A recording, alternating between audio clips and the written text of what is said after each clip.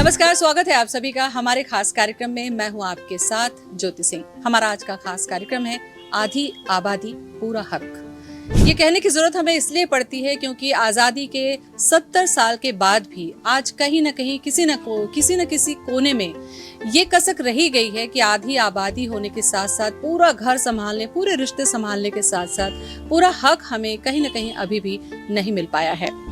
हम सजती हैं, संवरती हैं, हम सजती हैं, संवरती हैं, हम सजाती हैं, संवारती हैं, हर मकान को घर बनाती हैं और परिवार में कई रिश्ते भी बनाती हैं। सदियों से हाशिए में है आधी आबादी पूरे हक की तलबगार हैं हम। यही हकीकत है और यही सच्चाई है।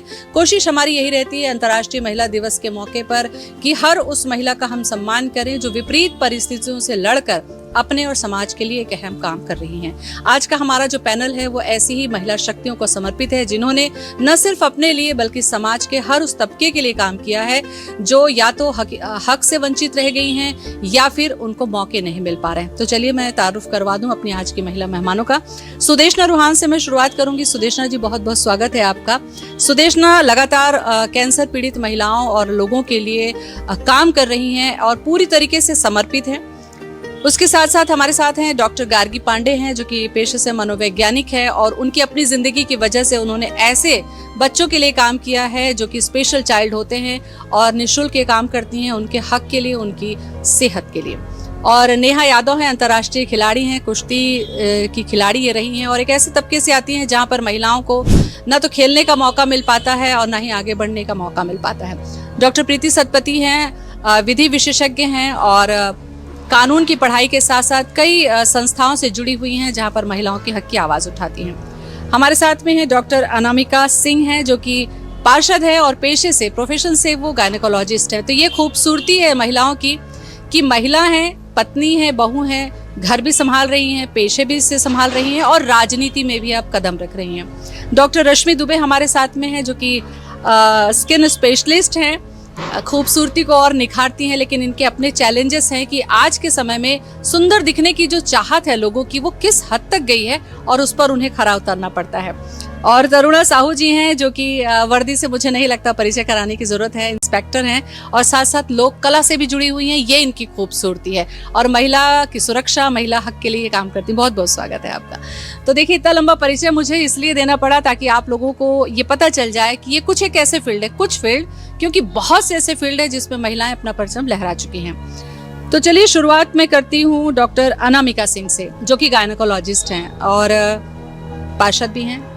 डॉक्टर अनामिका, जब हम देखते हैं पार्षद ये जो शब्द है तो हमें लगता है कि पार्षद है कोई छोटी मोटी राजनीति है और राजनीति को बहुत अच्छा नहीं समझा जाता रहा है महिलाओं के लिए हमेशा से। तो एक संभ्रांत परिवार की बहू और एक पेशे से डॉक्टर जब काम करती हैं पार्षद का, तो कितनी चुनौती होती है राजनीति करने के साथ साथ, अपने प्रोफेशन के साथ साथ घर की जिम्मेदारी के लिए।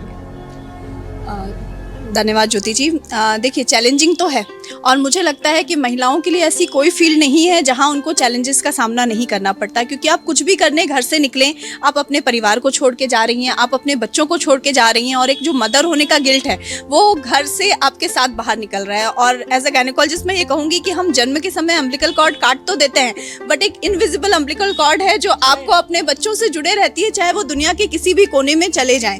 तो उस गिल्ट के साथ बाहर निकलना, काम करना, और जो मेरी फील्ड है एज अ गायनेकोलॉजिस्ट 24/7 जॉब है। कभी भी लेबर पेन्स हो सकते हैं, कभी भी इमरजेंसी आ सकती है। फिर एज अ पार्षद ये भी अगेन 24/7 जॉब है। वार्ड में कहीं भी इमरजेंसीज हैं, कहीं किसी को कोई समस्या है, सबसे पहले उनको अपना पार्षद याद आता है कि नहीं, अगर घर में भी लड़ाई हो गई है तो महिलाओं को खासकर सबसे पहले याद आता है कि दीदी को फ़ोन करना है, बताना है, वो ज़रूर सहयोग करेंगी। घर के आसपास किसी ने कचरा फेंक दिया है, घर के आसपास किसी जानवर की मृत्यु हो गई है, तो मतलब शुरू से लेकर आखिरी तक छोटे छोटे कामों के लिए एक पार्षद की याद आती है।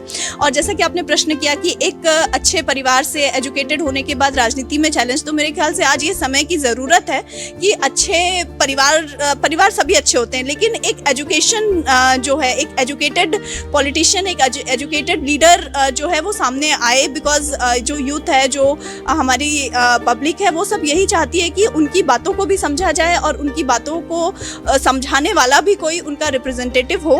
तो आई फील कि ये मेरे लिए बहुत गर्व की बात है कि मुझे पार्टी ने इतना अच्छा मौका दिया। और राजनीति गंदी होती है, ये अपनी विचारधारा है। मैं इस मामले में कहूँगी कि मैं बहुत लकी हूँ कि मुझे जितने लोग मिले बहुत अच्छे मिले, जिन्होंने मुझे हमेशा प्रोत्साहन दिया, जिन्होंने मुझे सराहा और मुझे आगे बढ़ाया, और आज भी प्रेरणा देते हैं कि आप काम अच्छा कर रही हैं और जैसा कर रही हैं आप चलते जाएं। तो कितनी अहम बात कही कि एक नहीं 3 फील्ड पे डॉक्टर अनामिका काम कर रही हैं, वो भी 24 घंटे 7 दिन वाला प्रोफेशन है। ये नहीं कि 10 से 5 काम किया, शटर गिराया और घर चले गए। गायनोकोलॉजिस्ट के बाद जब हम बात करते हैं कि गायनोकोलॉजिस्ट हैं, तो जाहिर सी बात है कि बच्चों को जन्म देने की एक जो जिम्मेदारी है महिला डॉक्टर की, वो निभा रही हैं। लेकिन उस बच्चे की परवरिश की जिम्मेदारी उस माँ की हो जाती है। परिवार में चाहे कितने लोग क्यों ना हो, लेकिन बच्चा जब रोता है तो सब यही कहते हैं कि अरे मम्मी कहाँ है। और उस बच्चे के साथ अगर समस्या हो तो आप समझिए कि उस माँ के लिए कितना बड़ा चैलेंज होगा। तो डॉक्टर गार्गी पांडे हैं जिनसे मैं मुखातिब होंगी, क्योंकि स्पेशल चाइल्ड की केयर करना एक बहुत बड़ी बात है। जब बात करते हैं तो रोंगटे खड़े होते हैं कि बच्चा स्वस्थ है तो सभी संभाल लेते हैं, लेकिन बच्चे में अगर समस्या है, वो भी अगर किसी और का बच्चा है, स्पेशल चाइल्ड है, तो समझिए कितनी चुनौती है। और उस फील्ड में काम करना अपने घर परिवार बच्चे के साथ में, वो भी निस्वार्थ भाव से, मुझे लगता है ये बहुत बड़ा काम डॉक्टर गार्गी कर रही हैं। और मुझे लगता है कि इसके साथ साथ बहुत लोगों को प्रेरणा भी वो देखती हैं। डॉक्टर गार्गी, आपका अपना अनुभव शेयर करें घर परिवार और बाहर के जो सामंजस्य के साथ एक स्पेशल फील्ड टीचर होने के लिए। सबसे पहले तो धन्यवाद ज्योति जी कि आपने मौका दिया है अपनी बात रखने के लिए।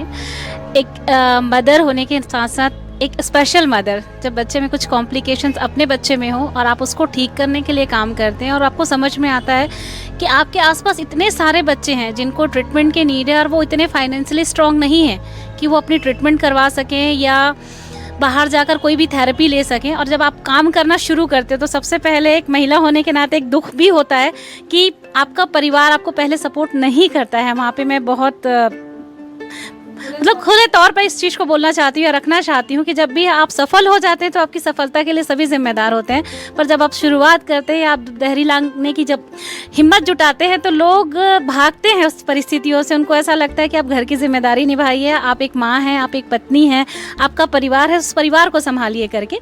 तो वो बहुत मुश्किल होता है, बहुत चैलेंज आता है जब आप बच्चों के साथ काम करते हैं।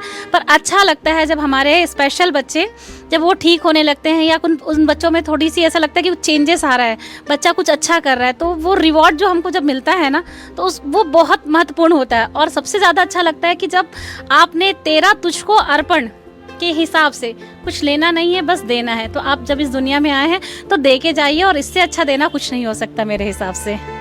जब देने की बात आती है तो मुझे लगता है कि एक माँ से बेहतर जो शब्द है वो और कुछ नहीं हो सकता, क्योंकि माँ जब अपने बच्चे को जन्म दे देती है तो उसके बाद पूरा जीवन उसके लिए समर्पित होता है। तो देखिए, जो मातृ शक्तियाँ हैं, 9 शक्तियाँ, चाहे 9 दुर्गा के रूप में देखिए, कोशिश तो हमारी यही है कि सभी शक्तियों को आज हम बात करें। तो गायनेकोलॉजिस्ट से बात की और एक माँ से भी बात की, जो कि स्पेशल माँ भी हैं और एक स्पेशल एजुकेटर भी हैं। लेकिन यहाँ इसके बाद बात आ जाती है उन बच्चों को बड़ा होने के बाद सुरक्षा की। आज के समय में जो परिवार है वो बदल रहे हैं। ठीक है कि घर के परिवार में सपोर्ट भी महिलाओं को मिल रहा है, लड़कियां बाहर भी निकल रही हैं, लेकिन लड़कियों के साथ जो अपराध हो रहे हैं वो कहीं ना कहीं आज के समय फिर से एक डर हमारे मन में पैदा कर रहे हैं कि क्या हम अपनी बच्चियों को बाहर भेजें। अगर हम भेजते हैं तो क्या उनके साथ कुछ बुरी घटना न घटे। इसके लिए अहम भूमिका निभाती हैं तरुणा साहू जी, हमारे साथ में पुलिस इंस्पेक्टर की भूमिका में है। खुद महिला होना, पुलिस में जाना और महिला सुरक्षा पर काम करना। आप देखिए, कानून बड़ा पेचीदा है, उसके लिए तो मैं प्रीति से चर्चा करूंगी, लेकिन महिला सुरक्षा को लेकर कैसा माहौल आप देखती हैं कि और क्या कुछ होना चाहिए कि बेटियां घर से निश्चिंत होकर निकल तो सकें और वापस आने की गारंटी रहे। आज तो यह है कि कुछ इलाके ऐसे हैं जहां बेटियों के साथ बुरा ना हो, इसको लेकर माँ पिता बहुत आशंकित रहते हैं। कितना चैलेंज देखती हैं आप महिला पुलिस ऑफिसर के तौर पर? थैंक यू मैम, आपने मुझे यहाँ बुलाया और अपनी बात रखने का मौका दिया। लड़कियों को लेके जिसकी लड़की जब जैसे कि यहाँ पे गायनोलॉजिस्ट मैम लोग बैठे हैं, तो जब लड़की पैदा होती है, जो हमारा समाज है, तभी से वो चिंतित हो जाता है कि लड़कियां जो हैं बाहर जाएंगी तो कैसे रहेंगी और उनका क्या होगा। लेकिन मुझे लगता है कि जो एजुकेशन होता है वो इसमें बहुत ही अहम भूमिका निभाता है, क्योंकि जब लड़कियां एजुकेट होती हैं तभी वो अपने अधिकारों को जानती हैं, तभी वह जानती हैं कि क्या चीज़ अच्छा है, क्या चीज़ बुरा है। तो मैं इसके लिए हमेशा मेरा पहला रहता है कि लड़कियां शिक्षित हों। और अभी वर्तमान में बहुत सारे हमारे पास डिजिटल प्लेटफॉर्म हैं। मैं रेलवे की आरपीएफ इंस्पेक्टर हूँ। हमारे यहाँ एक स्कीम चलाते हैं मेरी सहेली। तो इसमें क्या होता है, जो भी अकेली महिला ट्रैवल करती हैं हम उनको अटेंड करते हैं। और हमेशा जो ट्रेन एस्कॉर्टिंग पार्टी में भी हम देखते हैं कि महिलाओं का जो भी कोई भी महिला जो सफ़र कर रही है उनको सुरक्षित महसूस कराने के लिए हमारी ट्रेन एस्कॉर्टिंग पार्टी में महिला अधिकारी होती है।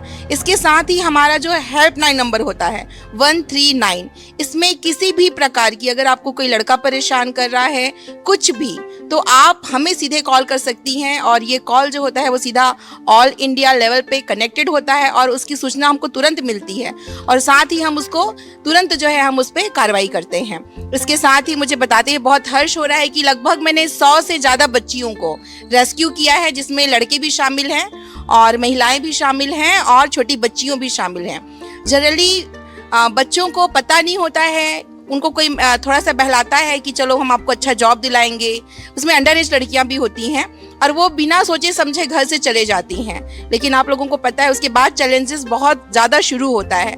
उस समय हमारा काम होता है कि हमेशा मैं अपने सबऑर्डिनेट को बोलती हूँ कि कोई अकेली महिला, अकेली बच्ची अगर आपको दिखे और खासकर यूनिफॉर्म में हो या आपको लगे कि वो अकेली है, तो बिल्कुल आप जाके उनसे पूछिए कि आप कौन है, कहाँ जा रही हैं। और ऐसे करते करते लगभग मैंने 100 से ज़्यादा बच्चियों को रेस्क्यू किया है। और हमेशा मैं जागरूकता अभियान भी चलाती हूँ और एक पंडवानी गायिका भी हूँ। तो जब मैं पंडवानी गायन के साथ मैं 10 मिनट की ज़रूर साइबर जो सुरक्षा है उसके बारे में बात करती हूँ और लोगों को मोटिवेट करती हूँ कि वो कैसे अपने आप को सुरक्षित रखें, कैसे अपने आप को और ज़्यादा इम्प्रूव करें ताकि वो हमारे समाज ही नहीं हमारे देश के लिए भी कार्य कर सके। Thank you so much ma'am. मैं एक छोटे से गांव की लड़की हूँ। मेरा गांव का नाम है गिधावा, जहाँ मेरे पापा टीचर बन के वहाँ पर गए। मेरे मम्मी पापा दोनों टीचर थे और वो बहुत ही एकदम बिल्कुल आदिवासी बहुल इलाका था। वहाँ पढ़ाई की भी सुविधा नहीं थी। पापा ने बोला बेटा आपको आगे बढ़ना है तो नवोदय विद्यालय आपके लिए एक अच्छा विकल्प है। मैं बहुत चंचल सी थी, मैंने पढ़ना शुरू किया और 4th और 5th क्लास में मैं पढ़ के सीधा मेरा सिलेक्शन हुआ। हमारे नगरी एरिया से 2 का सिलेक्शन हुआ, तो उसमें से मैं एक थी। जवाहर नवोदय विद्यालय माना कैंप रायपुर में मैंने पढ़ना शुरू किया और एक दिन मैं बहुत चिल्ला चिल्ला के गाना गा रही थी। मेरे संगीत सर ने बोला कि कौन गा रहा था इतना चिल्ला चिल्ला के? सब बोले आज तो तरुणा मार खाएगी। उसके बाद बोली तुम गा रही थी? मैंने कहा सर मैं गा रही थी सर, बट सॉरी मैं नहीं गाऊंगी। बोले बेटा तुम बहुत अच्छा गाती हो और जो कलाकार होता है ना वो शर्माता नहीं है। फिर क्या था जरूर। तो फिर मैं शर्माती तो बिल्कुल, मैंने कहा तो बहुत, मैं बोली वहाँ से मैं नहीं शर्माऊंगी करके। बोले तुम तीजन बाई को जानती हो? मैंने कहा सर उनको कौन नहीं जानता। बोलते पंडवानी सीखोगी? मैंने कहा हाँ सीखूंगी। बस एक मेरी जर्नी वहाँ शुरू हुई। उसके बाद मैंने पीछे मुड़कर नहीं देखा और आपको एक अंतर्राष्ट्रीय महिला दिवस पे मैं अपनी गुरु को प्रणाम करती हूँ। आज वो एक अनपढ़ महिला जिनको बिल्कुल कोई शब्द ज्ञान नहीं था, उन्होंने एक भी क्लास नहीं किया था, 56 कंट्री में उन्होंने अपने प्रोग्राम्स दिए और पंडवानी को उन्होंने विश्व विख्यात बनाया और इसके साथ ही वह पद्म विभूषण से सम्मानित हैं। तो वो बहुत बड़ी हस्ती हैं और वो कोई पहचान के मोहताज नहीं है।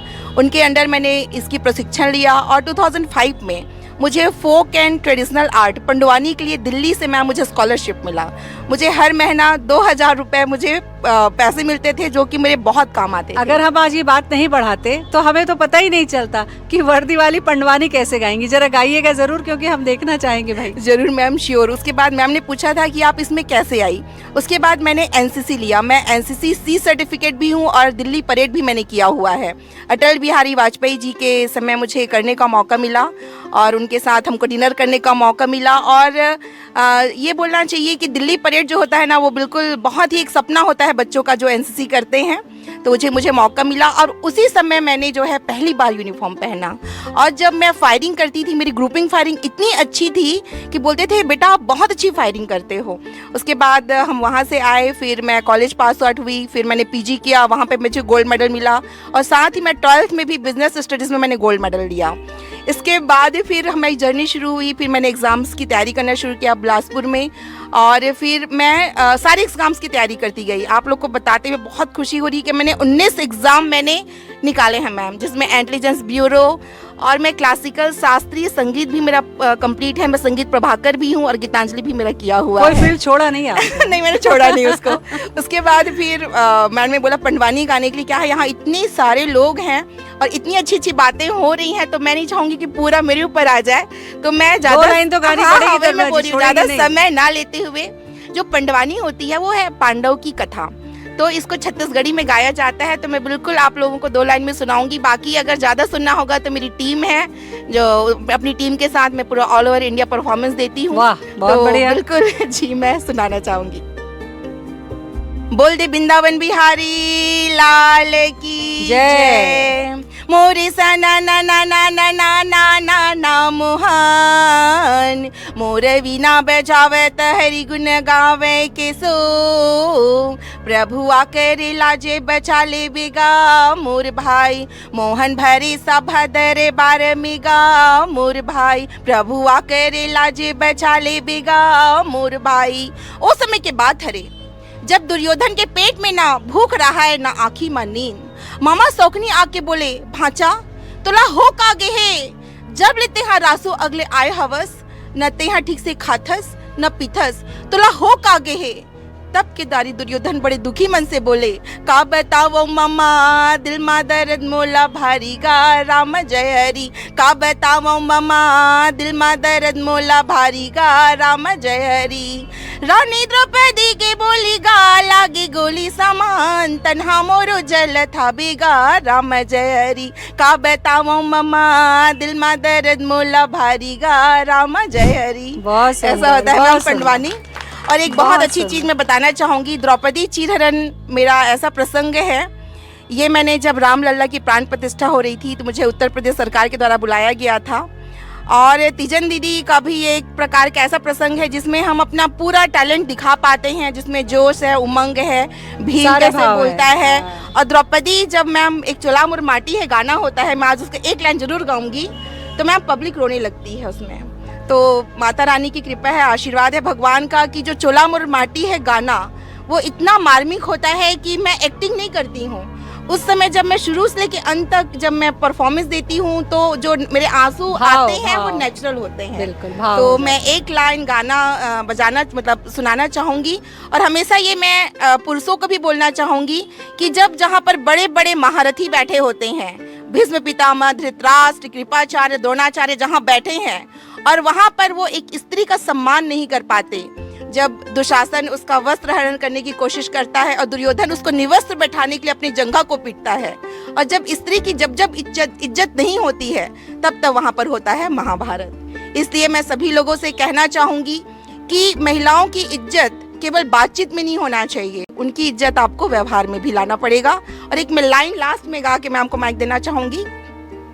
जब द्रौपदी भरे पूरे दरबार है, सभी लोग उसको देख रहे हैं, और वो जो है बिल्कुल आधे वस्त्रों में खड़ी है, और दुशासन अपनी जंघा को बार बार द्रौपदी को निवस्त्र बिठाने के लिए पीटता है। उस समय का ये गाना है।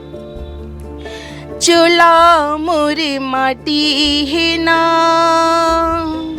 काया मोरे माटी है ना, चोला मोरे माटी है ना, काया मोरे माटी है ना, भाई बंधु कुटुम कबीला, भाई बंधु कुटुम कबीला, जियत भर के साथी ना, चोला मुरे माटी है ना, काया मुरे माटी है ना। Thank you so much. बहुत सुंदर। प्रतिभा की कमी नहीं है, उसको दिखाया तरुणा जी ने कि एक महिला के पास में इतनी योग्यता होती है। उन्होंने ही कहा था कि वो रोटी बना भी सकती है, रोटी कमा भी सकती है, कला साध भी सकती है, और महिला की सुरक्षा भी कर सकती है। तो एक बार मुझे लगता है जोरदार तालियां आप लोग बजा दीजिए अपने लिए, क्योंकि हम महिला हैं इसलिए हमें गर्व करना चाहिए। सवाल ये उठता है कि वो बच्ची शादी होकर जब दूसरे घर पे जाती है, क्या उसको दूसरे जन्म होता है शादी के बाद, क्या उसको वैसा वहाँ माहौल मिलता है कि वो करियर बना सके? अगर ऐसा माहौल मिलता है तो आप समझिए कि किसी भी माता पिता के लिए जो बेटियां हैं वो बोझ नहीं होती हैं। प्रीति से जब मैं चर्चा कर रही थी तो मुझे ये पता चला कि प्रीति का जो करियर है वो शादी के बाद का है। लॉ जैसे विषय में पढ़ाई करना, LLM करना, अपने 2 बच्चों के साथ रेगुलर कोर्स करना, PhD करना और फिर लॉ HOD बन जाना, वकालत भी वो कर सकती थी। तो ऐसे में पति का सपोर्ट, परिवार का सपोर्ट एक महिला को उसके सपने को पूरा करने में कितना बड़ा रोल अदा करता है। प्रीति, मुझे लगता है इस विषय पे आपको बोलना चाहिए, क्योंकि ज़्यादातर ये होता है कि शादी हो गई, करियर ख़त्म हो गया, पति के पैसे पे खाइए, मौज करिए और आराम से रहिए। लेकिन आपने अपनी पहचान बनाई है, इसलिए आज हमने आपको बुलाया है। बताइए कितने चैलेंज होते हैं? धन्यवाद ज्योति जी। मैडम, महिला के लिए सबसे बड़ी चुनौती तो महिला होना ही है।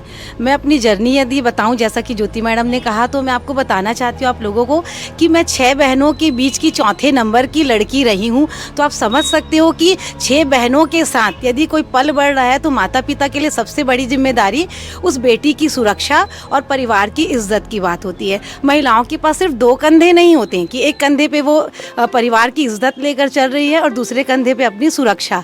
जब वो शादी करके जाती है तो उसकी जिम्मेदारी फिर ससुराल की भी इज्जत और बच्चों की भी सुरक्षा। इसके साथ साथ मेरी जर्नी जो इजी लगती है सबको कि प्रीति ने इतने समय में ये कर लिया, मैडम उतनी आसान नहीं रही, क्योंकि मेरे लिए सबसे बड़ी चुनौती थी LLB करना। क्योंकि लोग कानून को उतने आसानी से नहीं लेते। कानून की जानकारी होना तो अच्छी बात है, लेकिन अगर कोई लड़की कानून के बारे में बहुत जानकारी रखती है तो भी समाज के लिए आसानी से वो एक्सेप्टेबल नहीं होता कि अरे इसको तो कानून के बहुत ही नॉलेज है या कानून का ज्ञान है तो ये मिसयूज़ कर सकती है। तो खैर मैडम, मैंने LLB गोल्ड मेडल के साथ पास किया, मेरी शादी हुई और शादी के बाद मेरे सपने को जिया मेरे हस्बैंड ने। मतलब आप ये नहीं बोल सकते कि एक औरत के सिर्फ अपने दम पे आगे बढ़ सकती, कहीं ना कहीं अगर उसका जीवन साथी बहुत अच्छा है तो वो सब कुछ कर सकती है। मैडम, मैंने मई में मेरी शादी हुई और मैं जून में LLM में एडमिशन लिया और इसी बीच पता चला कि मैं प्रेग्नेंट हूँ। 3 महीने के बाद मेरा मिसकैरेज होता है। मैं मानसिक रूप से थोड़ी सी बहुत आहत थी, शारीरिक परेशानियां भी थी। मैंने LLM का पेपर दिलाया, फिर उसके पश्चात मेरी फिर से प्रेगनेंसी हुई और 8वें महीने में मैंने एक कमज़ोर सी बच्ची जो कि 1 किलो 400 ग्राम की थी और डॉक्टर बहुत मुझे बता दिए थे कि थोड़ा इसका केयर करना पड़ेगा, नहीं तो इसका बचना मुश्किल है। ऐसे समय में मैं नई शादी थी मेरी, मैं घर परिवार की जिम्मेदारी मैं चला रही थी, क्योंकि टिपिकल ब्राह्मण परिवार की बहू होना और वो भी एक ऐसी बहू कि पहली बार जो परिवार से बाहर निकलकर जिनके परिवार की बहू ने बाहर पढ़ने के लिए कदम रखा है, घर में एक छोटी सी प्री मैच्योर बच्ची, उसके साथ मैंने अपने LLM की पढ़ाई कंप्लीट की। और मैडम, मैं ये बताते हुए बहुत गर्व की अनुभूति करती हूँ कि मैंने उस LLM की पढ़ाई में गोल्ड मेडल लिया। मैंने रविशंकर यूनिवर्सिटी टॉप किया, फिर मैंने MPhil किया, फिर उसके पश्चात जब मैं PhD के लिए रजिस्टर्ड हुई तब पता चला कि मैं 2nd बार मैं प्रेग्नेंट हूँ। पर मैंने अपनी पढ़ाई कभी नहीं रोकी। मैंने कहा कि परिवार और बच्चे, मैडम मेरा ऐसा था कि परिवार आपके रास्ते में कभी बाधक नहीं हो सकता, एक महिला सब कुछ कर सकती है। क्योंकि जब मैं एक प्री मैच्योर बच्ची को 3 महीने तक बंद कमरे में रखकर जो मैंने उसको अकेले पाला, वो आज भी मुझे ये देता है, मुझे एक एग्जाम्पल देता है कि जब मैं उस समय वो कर सकती थी तो अब मैं कुछ भी कर सकती हूँ। क्योंकि ये सही बात है, माँ से बड़ी योद्धा कोई नहीं हो सकती। और मैंने उस फील्ड में बहुत आगे जाकर काम किया और आज जो भी हूँ बस अपने संघर्ष के। तो देखिए, ये चुनौती है, ये ऐसे पल हैं कि हम किसी महिला को सफल देखते हैं, उसको सम्मान मिलते देखते हैं, लेकिन क्या कभी हमने उस महिला के पीछे की जर्नी को जानने की कोशिश की कि कितना उसको परिवार से चैलेंज मिला, कितना पति से सहयोग मिला या नहीं मिला? बहुत सारे परिवारों में नहीं भी मिलता। लेकिन अगर महिला को अपनी पहचान बनाना है तो परिवार, बच्चे के साथ वो सब कर गुजरती है। और सबसे बड़ी बात जब हम महिला की करते हैं तो हमें लगता है कि हमें हर हाल में, हर उम्र में खूबसूरत दिखने की इच्छा होती है। इसी को प्रोफेशन बनाया डॉक्टर रश्मि दुबे ने, जो कि स्किन स्पेशलिस्ट हैं और ऐसे केसेस पे वो काम कर रही हैं। जो कई बार ये होता है कि बहुत सारे सोशल मीडिया के ज़माने में सबको सुंदर दिखने का है, सबको क्या फिल्टर लगाई वाली फ़ोटो की तरह सुंदर दिखना है। तो ऐसे में जो स्किन स्पेशलिस्ट है उसके सामने कितने चैलेंजेस होते हैं, उन्हें खूबसूरत बनाना या दूसरों के बिगाड़ी गई गलतियों को सुधारना। मुझे लगता है डॉक्टर रश्मि, आज आपको ये शेयर करना पड़ेगा कि आपके अपने चैलेंजेस कितने हैं इसमें। Thank you so much Jyoti ma'am. बिल्कुल सही कहा। अभी आज के समय में ये सबसे बड़ा चैलेंज है कि लोग बहुत ज़्यादा अनरियलिस्टिक एक्सपेक्टेशंस के साथ आते हैं। Social media, Instagram, influencer, celebrities को देखकर ओवरनाइट चेंजेस चाहते हैं। मोस्ट ऑफ द टाइम ऐसा भी होता है कि हमारे पास बहुत बिगड़े हुए केसेस आते हैं जो कि पहले कहीं ऐसी जगह से ट्रीटमेंट ले चुके हैं, विदाउट एक्सपर्टीज़ कुछ लोगों ने ट्रीटमेंट किया हुआ है। और सबसे बड़ी बात जो मैं कहना चाहूँगी स्पेशली महिलाओं के लिए, क्योंकि ये महिला दिवस का प्रोग्राम है, कि आप जैसे भी हैं आप बहुत अच्छे हैं, बहुत अच्छा दिखते हैं, बहुत अच्छा कर रहे हैं। आप अपने बेस्ट वर्जन में आने की कोशिश करिए, ना कि खुद को बदलने की या रिक्रिएट करने की कोशिश करें, क्योंकि हर किसी का एक बेस्ट सेल्फ होता है, उसको अचीव करना है। अगर आप 40 साल की उम्र में 40 साल जैसे ही दिखेंगे, अपना बेस्ट दिखेंगे, तो भी आप बहुत खूबसूरत दिखेंगे, ना कि सोशल मीडिया के या इन्फ्लुएंसर्स के प्रलोभन में आके कोई भी गलत प्रोडक्ट ट्राई कर लेना, कोई भी गलत ट्रीटमेंट करा लेना।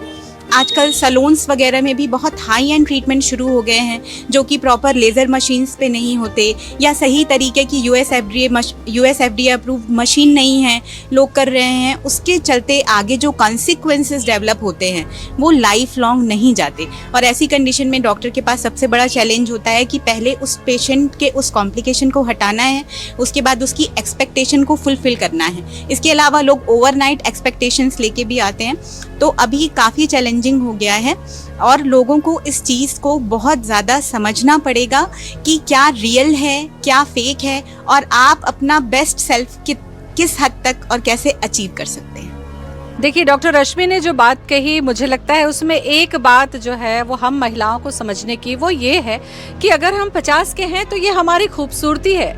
50 साल की जो जर्नी का संघर्ष हमारा था, जो अचीवमेंट हमारा है, तो हमारे चेहरे पर वो दिखना चाहिए।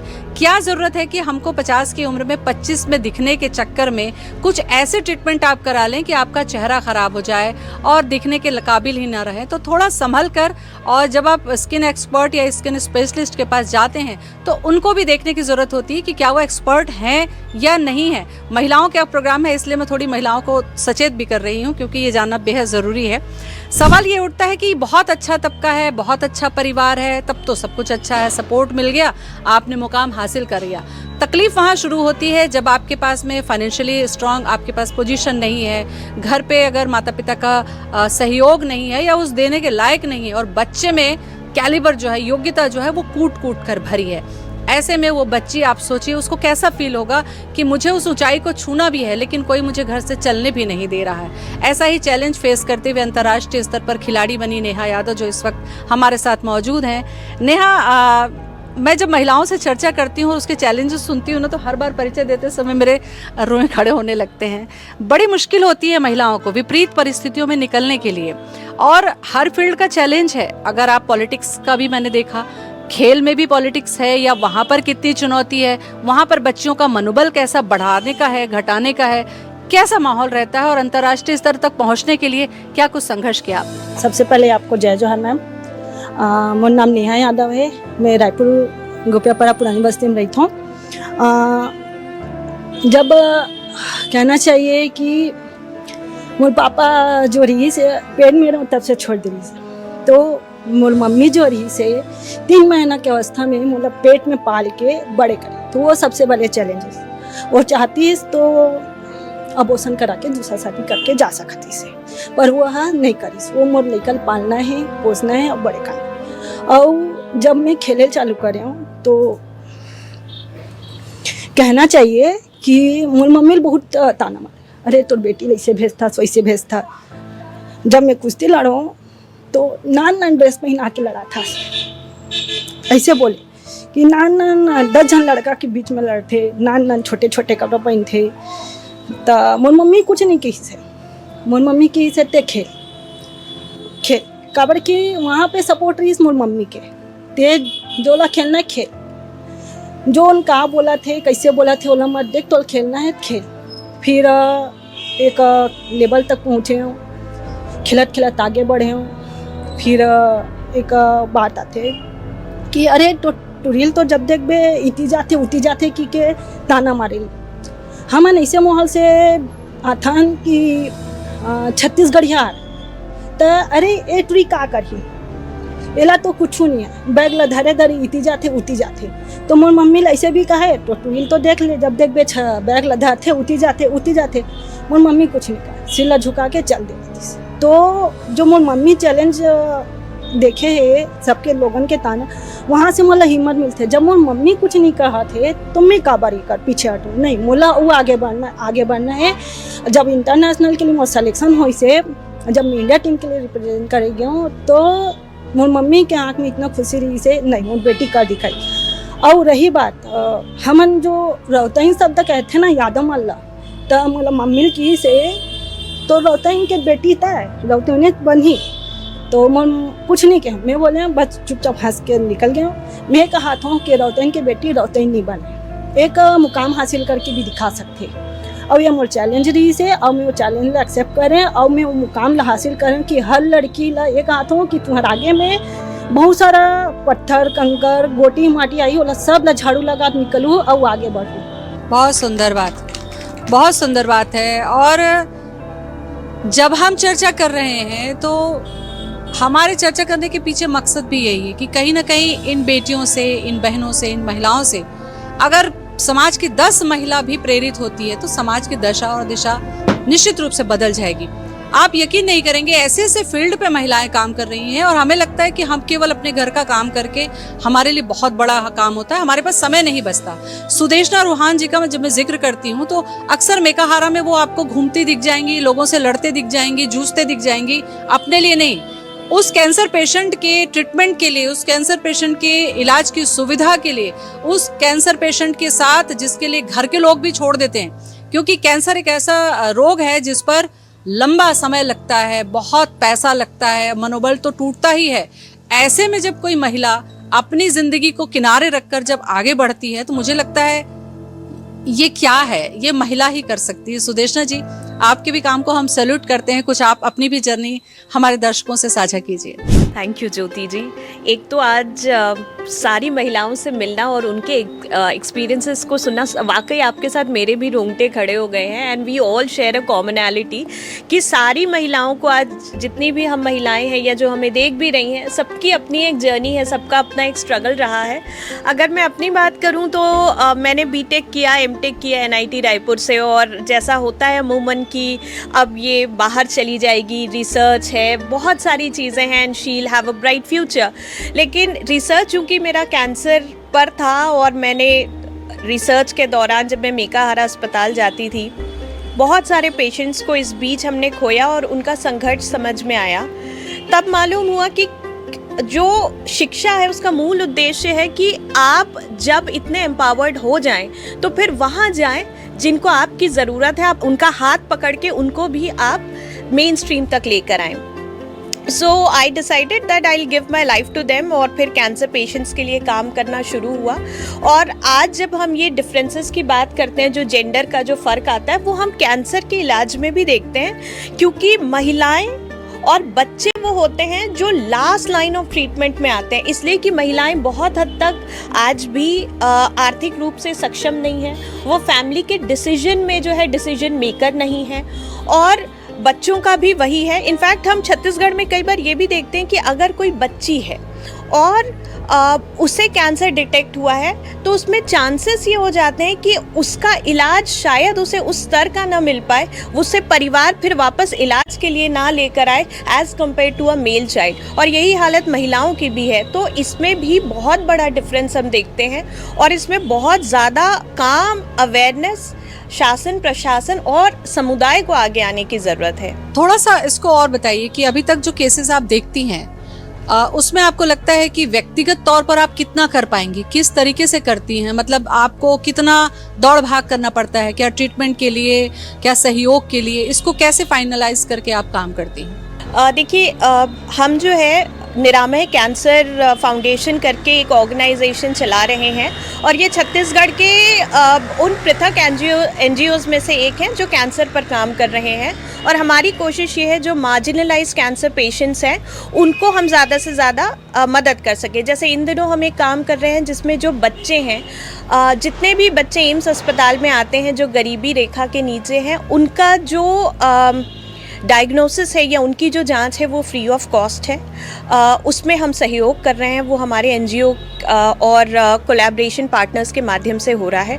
उसके अलावा जो है महिलाओं और बाकी कैंसर पेशेंट्स की साइकोसोशो काउंसलिंग होती है, उनके पोषण में सहयोग होता है। तो इस तरीके से हम चीज़ों को करने की कोशिश कर रहे हैं। तो बहुत अहम बात सुदेष्टा जी ने कही, और सवाल ये उठता है कि जब कोई बच्ची बड़ी हो रही है, युवा हो रही है, तो उसके अपने भी सपने होते हैं, अपने जीवन को लेकर वो सपने देखती है, लेकिन कब उसका सपना दूसरों के सपनों से जुड़ जाता है, ये वही महिलाएं हैं जो अलग अलग फील्ड पे काम कर रही हैं। सबका एक एक संदेश मुझे लगता है महिला दिवस के मौके पर जाना चाहिए। तरुणा जी, मैं आपसे शुरुआत करूं कि पुलिस इंस्पेक्टर, एक लोक कलाकार और एक घरेलू महिला, क्योंकि वर्दी के बाद हम एक महिला ही हैं, चाहे किसी भी फील्ड पे रहे, क्या संदेश होगा आपका? आज महिला दिवस के अवसर पर मैं ये बोलना चाहूंगी कि पहचान छोटी ही सही अपनी होनी चाहिए। फिर से रिपीट करूंगी, पहचान छोटी ही सही अपनी होनी चाहिए। हम सब महिलाओं को ये कोशिश करनी है कि श्रृंगार तो हमारा गहना है, लेकिन हमको आत्मनिर्भर बनना है। अगर मैं ये बोलूँगी कि आप जो है जिस भी फील्ड में आगे बढ़ना चाहती हैं, कोई फील्ड छोटा या बड़ा नहीं होता। अगर आप अच्छा कुक हैं तो एक बहुत अच्छी कुक बनिए। अगर आपको लगता है कि आप एक बहुत अच्छी कलाकार हैं तो आप एक बहुत अच्छा कलाकार बनिए। आपको जिस फील्ड में भी आपको इंटरेस्ट है उसमें आगे बढ़िए, लेकिन पहचान खुद की होनी चाहिए। हमको हमारी जो आर्थिक स्थिति है वो बहुत स्ट्रांग होना चाहिए। हमको पता होना चाहिए कि हम घर में रोटी भी बना सकती हैं और रोटी कमाने का दम भी रख सकती हैं। तो मैं सभी महिलाओं से यही कहना चाहूँगी कि आप जो है बहुत आगे बढ़ें, बहुत पढ़ाई करें, और कुछ भी आपको लगता है, यहाँ पर जैसे बहुत सारी अलग अलग फील्ड की महिलाएं हैं और हमारे लायक कोई आपको लगता है कि हम आपकी कोई मदद कर सकते हैं, इतना बड़ा प्लेटफॉर्म हमको मिला है, तो मैं बोलना चाहूँगी कि मेरे लायक, मेरी पोस्टिंग में अभी आरपीएफ थाने राजनांदगांव में पदस्थ हूँ। अगर मेरे लायक कुछ भी आपको लगता है तो आप मुझसे बिल्कुल डायरेक्ट आप बात कर सकती हैं और मेरी हेल्प ले सकती हैं। Thank you so much. मैं महिलाओं को जो संदेश देना चाहूँगी, मैं यही संदेश देना चाहूँगी कि being a women, being a female, सबसे ज़्यादा ज़रूरत है महिलाओं को, औरतों को एक दूसरे के प्रति सद्भाव रखने की। फीमेल्स को एक दूसरे के लिए काइंड होना बहुत ज़रूरी है, और ये शुरुआत हमारे घर से होती है, ये शुरुआत हमारे ससुराल से होती है, ये शुरुआत कॉरपोरेट ऑफिसेस से होती है, ये शुरुआत हॉस्पिटल से होती है, ये शुरुआत वर्क प्लेस से होती है, ये शुरुआत स्कूल से होती है, हर जगह। तो कम से कम महिलाएं आपस में कंपटीशन ना करें। आपको नहीं पता कौन किस चीज़ से सफ़र कर रहा है। आज किसी का मूड अगर ख़राब है तो आप भी उसके साथ ख़राब हो जाएं। थोड़ा रुकें, थोड़ा सा दयालु बने, तो मुझे लगता है कि हम एक बेहतर समाज स्थापित कर पाएंगे। Education is power. तो मैं आज यही संदेश देना चाहूँगी कि आप हर चीज़ से कॉम्प्रोमाइज़ कीजिए, बट अपनी पढ़ाई लिखाई, अपनी एजुकेशन से कॉम्प्रोमाइज़ मत कीजिए। क्योंकि अगर आप एजुकेटेड हैं, अगर आप पढ़ी लिखी हैं, आगे आपको जॉब करना है नहीं करना है ये आपका पर्सनल डिसीजन है, लेकिन आपकी पढ़ाई आपके परिवार निर्माण में भी काम करेगी, आपके सामाजिक निर्माण में भी काम करेगी, आपको अपने बच्चों को एक अच्छा नागरिक बनाने में भी काम करेगी। तो जब तक आप पढ़ी लिखी नहीं हैं, आप अवेयर नहीं हैं, आपको अपने अधिकारों, अपने कर्तव्यों की जानकारी नहीं है, तब तक आप अपना समाज में वो योगदान नहीं दे सकती जैसा आपका योगदान होना चाहिए। तो प्लीज़ पढ़िए, आगे बढ़िए, और आगे जाके आप अगर एजुकेटेड हैं और आप 40 साल की उम्र में भी डिसाइड करती हैं कि मुझे कुछ करना है, आप अपने लिए नए रास्ते खोल सकती हैं। काम शुरू करने की कोई उम्र नहीं होती, लेकिन हाँ, उसके लिए आपको एजुकेटेड होना बहुत ज़रूरी है। तो प्लीज़ अपनी एजुकेशन पे ध्यान दीजिए। मेरा ये संदेश सभी महिलाओं के लिए है, और खासकर उन लड़कियों के लिए जिन्होंने अभी अभी सपने देखना शुरू किया है। आप कभी भी एक लड़की होने के नाते या महिला होने के नाते किसी भी चीज़ में अपने आप को कमज़ोर ना समझे। सामंजस्य बनाना सबसे बड़ी बात है। हम महिलाएं अगर सबसे पीछे हटती है तो मानसिक रूप से परेशान होकर, और मेरा ये कहना है कि हम अपने जीवन की नायिका हैं, हमारा जीवन है, हमको ये पता होना चाहिए कि हमारी खुशी सबसे ज़रूरी है। यदि हम खुश रहने की कोशिश करेंगे, खुश रहने के लिए हम कदम बढ़ाएंगे, तो यकीन मानिए न सिर्फ आप आत्मनिर्भर होंगी, बल्कि आप अपने साथ साथ अपने परिवार को और अपने आसपास के लोगों को भी खुश रखेंगी। और एक और चीज़ मेंशन करना चाहूँगी कि समाज में अपराध बढ़ रहे हैं, पर घबराने की ज़रूरत इसलिए नहीं है क्योंकि आप लोगों के पास पर्याप्त कानून है। बस हमको एक हिम्मत चाहिए कि हम उस कानून का प्रयोग कर सकें। यदि कोई हमारे साथ या हमारे आसपास किसी भी महिला के साथ कोई भी गलत व्यवहार कर रहा है तो उसके लिए आप आवाज़ उठाइए, हिम्मत दिखाइए, पुलिस के पास जाइए और कानून का प्रयोग करना सीखिए, तो यकीन मानिए कि आपको कोई भी नहीं हरा सकता। मैं उन महिलाओं को बोलना चाहूँगी, जिस भी फील्ड में आप जाना चाहते हैं, कौन क्या बोल रहा है, दोनों कान बंद कीजिए, 2 मिनट आंखें बंद कीजिए, लंबी गहरी सांस लीजिए और सांसों को जैसे छोड़ेंगे वैसी बातों को छोड़ते हुए आगे बढ़िए। मैं महिलाओं को संदेश देना चाहती हूँ कि आप प्लीज़ अपने लिए कोई दायरा खुद से मत बनाइए, ना किसी का इंतज़ार करिए कि कोई आपका हाथ पकड़कर आपको बाहर की दुनिया में लेके जाएगा और कुछ बनने में आपकी मदद करेगा। आप सेल्फ से बनना सीखिए और अपने आसपास के लोगों से जुड़िए और उनकी मदद कीजिए, और उससे पहले अपनी मदद कीजिए। ऐसा नहीं है कि आप सोसाइटी के लिए वर्क करने जा रहे हैं और अपनी ही मदद नहीं कर पा रहे हैं, तो अपने दायरे में मत फंसिए।